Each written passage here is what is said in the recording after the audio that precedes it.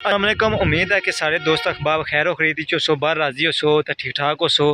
तो मैं सुन अपना मेज़बान ख्वाजा आसिम तुसा तकने वे खुई रट्टा की आवाज़ अज तकने हो सो कि मैं कुछ जंगल शंगल नहीं है। ये इलाका धमाल चरोई नाल खुरेटा की डूंगी तो अगे आता है, चरोई ने दरम्यान ही चरोई डूंगी ने दरम्यान है धमाल, जिथे अज असोंगी दसा कि जेडे ना चीरन बूटे अक्सर अस तके हो सन, बड़े बड़े लगे हुए हो सन, मोले हुए सन।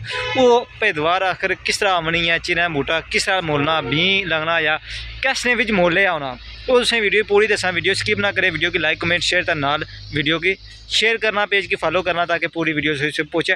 बकाया जुल्ले लगे तुसें सारा दसना कि किस तरह लगे हुए हैं।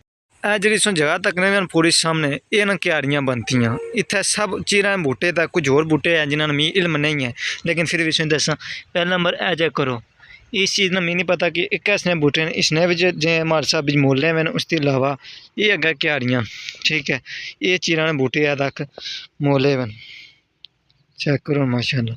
बकाया अस बूटे भरे तो तके सन, मैं सोचा कि आया तो अज कि इसना भी एक व्यू दसी ओरा कि कितना किस तरीके ना मोले हुए होने, कितने कितने बूटे होने। बकाया ये टोटल जगह जी है चीरा ने बूटियाँ नहीं है तको।